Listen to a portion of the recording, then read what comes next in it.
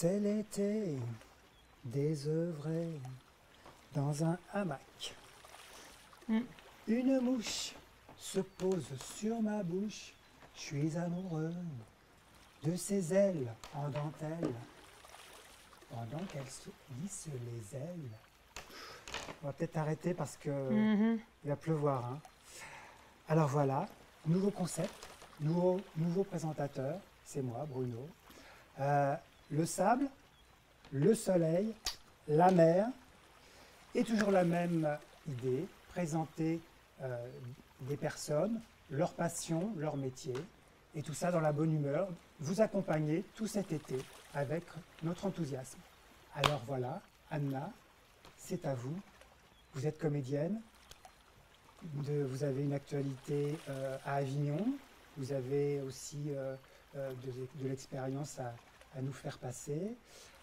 Alors c'est à vous, je vais maintenant me taire et comme certaines personnes sur France Inter ou sur d'autres stations, RMC, Europe 1, pour toutes les nommer, RTL.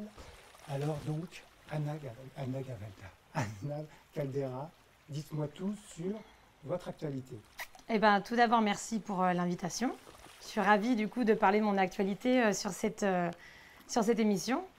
On est très heureux que le théâtre rouvre ses portes. On n'en pouvait plus du coup d'être sur scène, on répète sans public, parce qu'au final, c'est le public qui nous porte, c'est le public du coup qui nous mène. Et alors oui, on a essayé de continuer tout au long de cette année creuse, muette, de continuer nos répétitions. Qu'est-ce que vous avez choisi pour Avignon Avignon, ça s'est fait comment? C'était déjà un projet enclenché et qui va donc se réaliser ou c'est une nouveauté pour vous? Alors c'est une nouveauté, c'était un pur hasard. C'est une pièce qui a été écrite par un collègue. On travaille ensemble du coup on travaille ensemble. Donc Yvan Devine qui a écrit en fait, qui s'est lancé là-dedans. C'est donc une création. C'est une création. Sa toute première création et qui a été tout de suite adoptée par un producteur et un metteur en scène parisien. Donc on a fait nos premières au Petit Théâtre en Bordeaux. Je dis Petit Théâtre parce que c'est vraiment Petit Théâtre Bordeaux à Torigny-sur-Marne. On a fait nos débuts là-bas. Et puis on a voulu, on s'est dit allez ça serait bien de faire des grandes salles, de faire... donc on a écrit des lettres à droite à gauche. Donc un de nos comédiens, Émeric, s'est lancé du coup dans l'envoi de mailing du coup dans les théâtres parisiens et un directeur du théâtre Le Passage vers les Étoiles à Paris qui nous a pris sous son aile, qui nous donne des séances de coaching, qui nous a donné notre première opportunité donc, de jouer sur Paris. Donc on était évidemment ravis, on joue deux fois par semaine à Paris et qui nous a proposé Avignon. Donc là pour nous c'était Avignon et puis surtout pour Yvan, enfin pour lui c'était inespéré. Voilà, il a fait ça pour s'amuser, pour jouer, mais voilà, de là de voir que sa pièce va se produire à Avignon, c'est... Et puis pour nous, enfin voilà, des comédiens, il y en a 2 qui sont semi-pro, sinon tous les autres, voilà, on a un travail à côté, on est... D'accord. Alors cette pièce, quel en est le sujet? Alors, c'est Panique à l'école. Comme son nom l'indique, c'est la panique complète à l'école. Donc c'est une école qui est toute calme, toute petite, toute mignonne. Le jour de la rentrée des classes. Et alors moi, je joue le rôle d'une femme de ménage portugaise, très maladroite, très curieuse, et tout ce que sont pas du tout les Portugais. D'ailleurs, je comprends pas pourquoi il m'a donné ce rôle-là. Bref, et du coup, donc l'assistante de direction qui n'est jamais là, alors la femme de ménage, du coup, voilà, curieuse comme tout, donc elle va répondre au téléphone, elle va écouter, elle va discuter, enfin tout ce qui la regarde pas.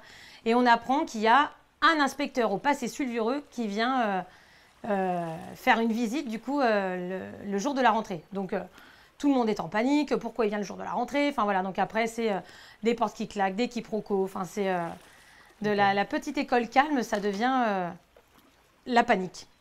Donc voilà. Et comment avez-vous travaillé cette pièce, les répétitions, comment ça se passe,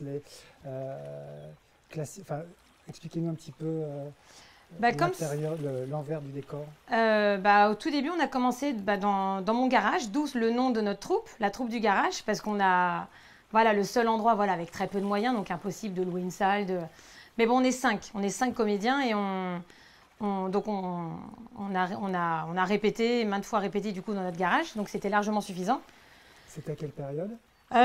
C'était il y a 2 ans, quand on a commencé. En fait, on a eu, enfin, pas beaucoup de bol. En fait, quand on a commencé à nous proposer Paris, on a eu le temps de jouer quelques mois à Paris, puis on est rentré en plein confinement. Donc on a pu quand même essuyer les planches du théâtre parisien. Mais en fait, tout a réellement bien décollé quand monsieur Franck Mayol, donc, qui est le directeur du Passage vers les Étoiles, nous a proposé Avignon, où là, quand il nous a donné les dates d'Avignon l'année dernière, on s'est rendu compte que, étant donné qu'on a tous un travail, on ne pouvait pas assurer le mois d'Avignon. Et là, on s'est dit, bon, va falloir attaquer les doublures. Donc on est les 5, et chacun d'entre nous, on a une doublure. Moi, par exemple, c'est Milka qui va faire donc le début d'Avignon, et moi qui vais... donc hop, elle fera les 2 premières semaines, et moi, je ferai les 2 suivantes, parce que voilà, on peut pas... Donc vous avez une autre activité en parallèle Oui. de votre... Oui. Je de suis votre passion, oui, pour oui. le théâtre. Oui. On est tous, enfin voilà, en travail. Moi, par exemple, je suis assistante de direction dans une école sur Chelles. D'accord. Je ne sais pas si on peut la... Ah bah oui, pourquoi pas. L'école Gasnigui Sainte-Bathilde à Chelles. Et donc, on n'a que les enfants des 2 ans. Enfin, ça va de 2 ans jusqu'en terminale. Mais voilà, donc oui, je travaille à temps plein dans cette école. Et ma passion, enfin, je vais dire, elle me prend beaucoup de temps. Mais voilà, on trouve le temps pour sa passion, quoi. Et donc, cette passion, elle vient d'où? Votre passion pour le théâtre vient d'où? Alors, petite déjà, on me disait que CM1, j'ai commencé à faire mes premiers théâtres en CM1, CM2. On me disait, oh là là, que j'articule bien, que je parlais fort, que je... Voilà, donc j'avais un peu la réputation de... Voilà, comme quoi j'avais une bonne élocution. Et voilà, donc 2 pièces de théâtre CM1, CM2. Et j'ai complètement arrêté et j'ai repris quand j'avais... il y a presque 20 ans, du coup, déjà. Il y a presque 20 ans. Et j'ai été à un forum des associations et je dis, écoute, je me lance. Donc, j'ai essayé de chercher une copine pour ne pas le faire toute seule. Oh non, je ne pourrai jamais faire ça. Oh là là, mais t'es folle. Oh là là. Donc, bon, je dis, écoute, j'avais envie d'y aller. Et je suis tombée sur un metteur en scène au top, quoi. Moi, je dis, c'est mon parrain. Je l'appelle toujours mon parrain. C'est Maurice Suissa, qui était, voilà, j'ai suivi mes premières pièces de théâtre avec lui, donc à Saint-Thibaud-des-Vignes, au Centre culturel de Saint-Thibaud-des-Vignes. Mais vous aviez mis ça de côté, cette idée-là, cette envie, Ah et oui. c'est revenu donc un peu plus tard. Ça vous manquait ou ça vous manquait pas? Ça manquait quelque part au fond de moi, et pourtant voilà, du CM1 jusqu'à jusqu'à 20 ans plus tard, il n'y avait pas de... Et donc finalement, il n'y a pas qu'une seule trace linéaire à suivre. On peut vivre une passion. Là, pour vous, c'est le théâtre. Quand ça émerge, finalement, c'est pas forcément à 16, 17, 18 ans ah oui, non, que du ça tout. peut fonctionner. Oui. Vous pouvez, Elle vous rappelle. Ouais. Elle vous rappelle et du coup, et puis après, les choses vont de fil en aiguille. Donc voilà, j'ai commencé avec Maurice. Après, Maurice est parti, il y a eu Maryse Bourlon, et avec qui, voilà, ça s'est très bien passé aussi. Et après, donc Maryse il y avait une troupe Amalgame à Saint-Thibaud-des-Vignes qui recherchait une comédienne et a dit, écoute, je connais quelqu'un, vas-y, prends-la. Et donc, je suis restée 10 ans Amalgame. Et là, alors, je ne fais plus partie de la troupe Amalgame, mais je continue avec le metteur en scène d'Amalgame, qui est Alain Richer, avec qui je joue, on fait la Ilsem de Palmade et la Roque. Donc on a commencé à jouer Ilsem il y a quelques années maintenant, et là on est en train de préparer Ils se sont aimés, qu'on va commencer là au mois de septembre, si tout se passe bien, à Fontenay-Trésigny, notre première. Et là, le challenge, c'est un peu de se comparer à Pierre Palmade. Du tout. Alors là, du tout. Je regarde même pas leurs DVD. C'est vraiment, j'aurais trop peur. Qu'elle m'influence, non, mais voilà, c'est moi. Je veux donner moi. En fait, les gens ne viennent pas voir une rediff. S'ils viennent, voilà, c'est pour voir Anna et Alain. Oui, je pense. Voilà, s'ils veulent voir Palmade et Larocque, voilà, ils achètent le DVD. Je veux en aucun cas reprendre les mimiques de Michel Larocque. Je veux en aucun cas l'imiter. Voilà, bien évidemment, la mise en scène est respectée. Comment ça se travaille, ça, justement, cette différence, ce décalage? Votre metteur en scène travaille sur ça ou vous improvisez, vous cherchez quelque On improvise beaucoup. Ouais. Parfois, on peut aller très très loin. Je me suis retrouvée un jour même à faire des claquettes sur scène parce qu'il y a un moment, ça venait plus et voilà. Ça a été Tout le monde s'est mis à rire, mais voilà, enfin, c'est la magie du théâtre. Enfin, voilà, quand on joue sans filet, justement, c'est ça, du coup, la magie du théâtre vivant. D'ailleurs, c'est pour ça qu'on l'appelle comme ça. Mais non, non, on joue, et puis après, c'est au fur et à mesure des répétitions. Ça vient, et puis du coup, on donne, finalement, voilà, sur scène, c'est Anna, et ce n'est pas Michel Larocque. Et votre entourage, est-ce qu'il vous soutient ou est-ce qu'il vous regarde d'une manière un petit peu étonnée? Comment ça se passe? J'ai beaucoup de soutien, beaucoup, énormément. Enfin, je suis plutôt bien accompagnée autour de moi. C'est important, Ah oui, j'imagine. oui, oui, oui. Oui, parce que mine de rien, enfin voilà, comme je le disais tout à l'heure, ça prend quand même beaucoup de temps. Il y a beaucoup de remises en question. Mais après, quand on voit que voilà, qu'on est soutenu, que les gens nous encouragent, qu'ils nous disent oh, vas-y, continue, t'es faite pour ça, vas-y. Enfin voilà, donc on se dit bon allez, on va essayer de lier les deux, de joindre voilà, enfin toutes les casquettes que je peux avoir, voilà. Puis on essaie de joindre en plus. Mais voilà, comme je le disais, enfin la passion, on trouvera toujours du temps pour elle, quoi. Alors à la maison, hein, c'est les répétitions, vous envahissez tout l'espace en répétant et Voilà. on vous dit peut-être non, il y en a marre, non? Comment Bah ça alors, se passe? ils connaissent du coup les rôles par cœur. J'ai pas le droit à l'erreur d'ailleurs parce que c'est mais non, t'as pas dit ça comme ça. Ah oui. Mais avant, ce que je faisais, c'est que alors c'était souvent avec les pièces d'amalgame. Les pièces d'amalgame, c'était des pièces du coup qu'on prenait. Donc avant, je les répétais à la maison et je disais bah oui, mais finalement vous la connaissez la pièce. Donc voilà, je la travaillais finalement toute seule. Et puis ouais, je bouge beaucoup à la maison. Enfin moi, mes répétitions, je suis debout et puis je marche. Voilà, j'ai besoin de. Je peux pas rester assise et. Donc voilà, je fais les quatre coins de la pièce. D'accord. Et votre préférence, enfin vos références théâtrales, elles sont lesquelles sont, enfin, dans quel domaine est-ce qu'elles sont? Plus le classique, le théâtre contemporain? Si je vous dis Louis de Funès, ça suffit? Oui, je connais Louis de Funès, bien sûr, mais Ouais. Pour moi, c'est le maître même du comique, il m'inspire tellement. Enfin, là, je suis encore là, allez voir, il y a quelques jours, avec un des comédiens, justement, Émeric, à la médiathèque. Là, il y a une très belle exposition, justement, là, sur Louis de Funès. Et cet homme-là, il a jamais rien lâché. Justement, enfin, c'est l'exemple même de voilà, quand on a une passion, voilà, on la lâche pas. C'est pas parce que vous retrouvez, voilà, on vous claque les portes au nez que on en a eu, hein, voilà, enfin, des déboires, des personnes qui nous ont mis des bâtons dans les roues, mais voilà, on y va. Puis on est vraiment une troupe super soudée. Enfin, voilà, donc maintenant on est 10.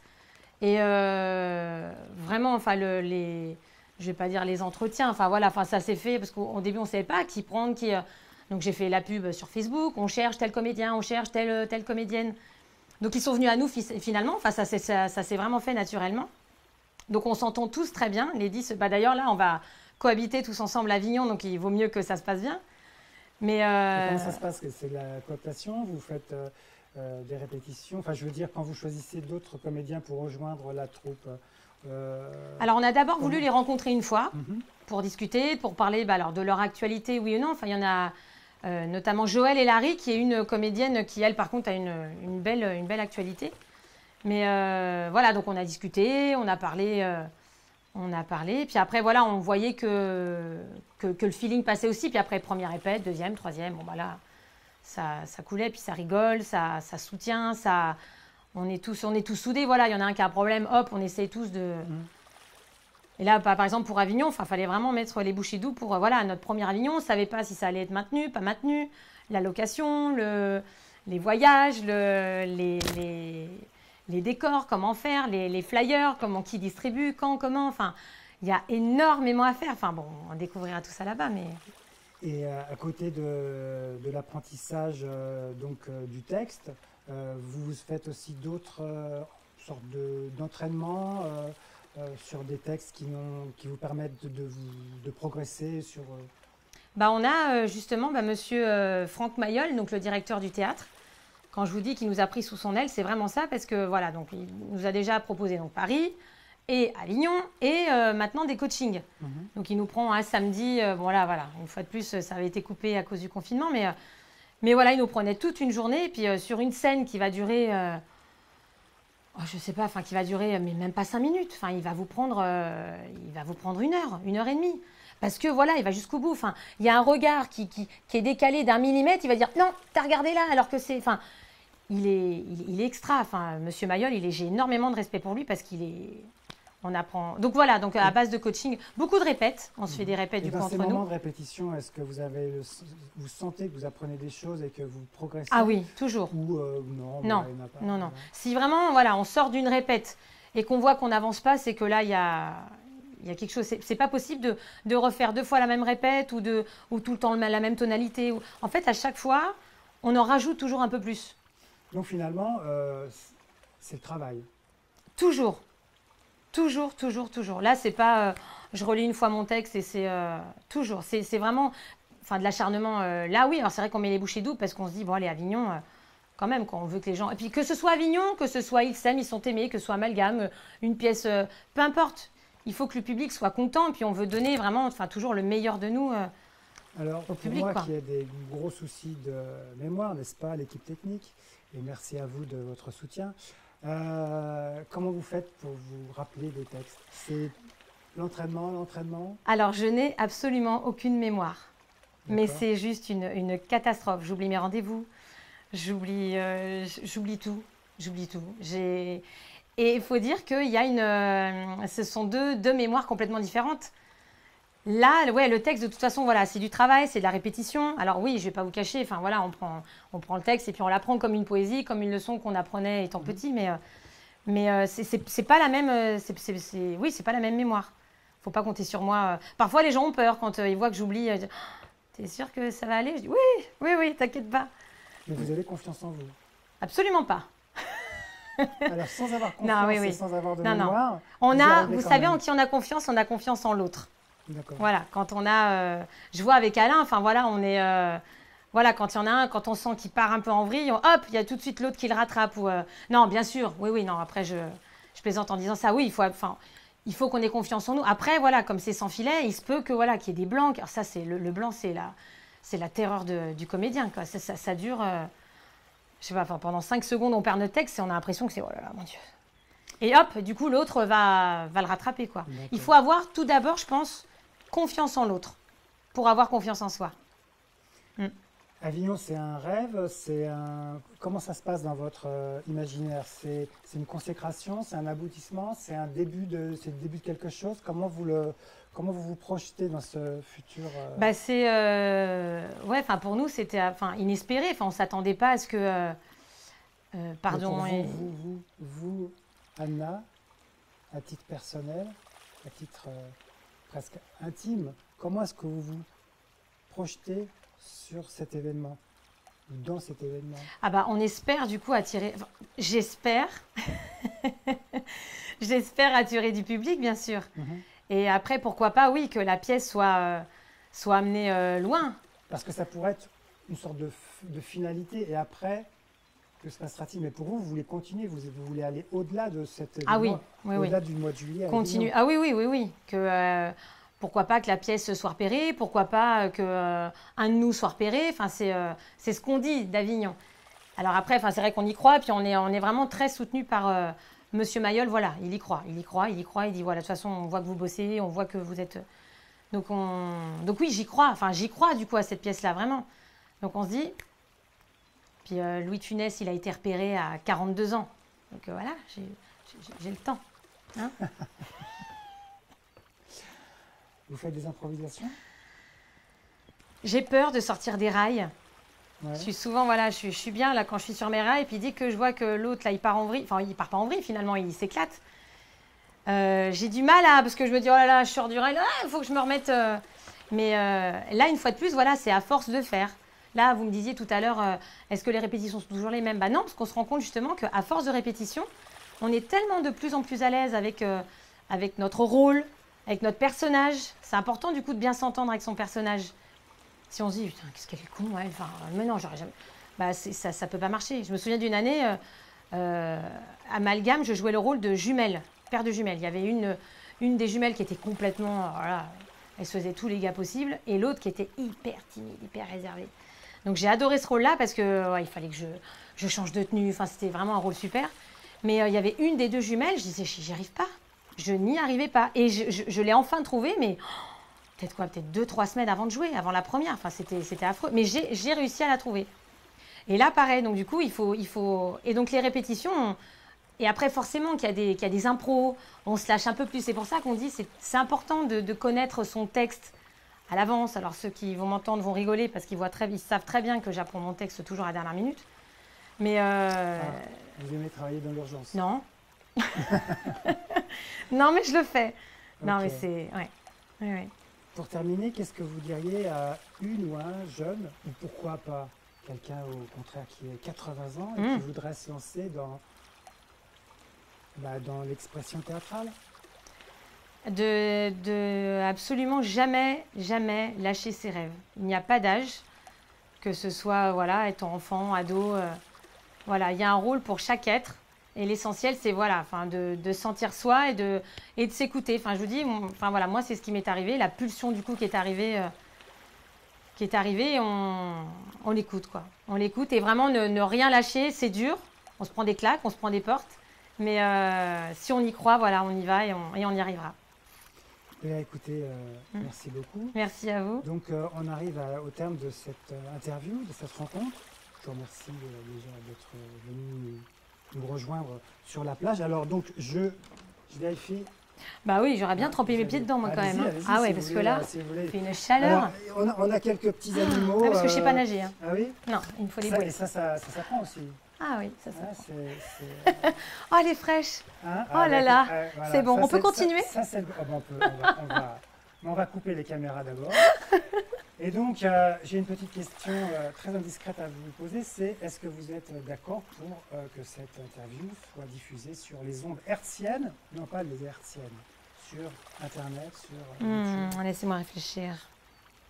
D'accord. Ouais, d'accord.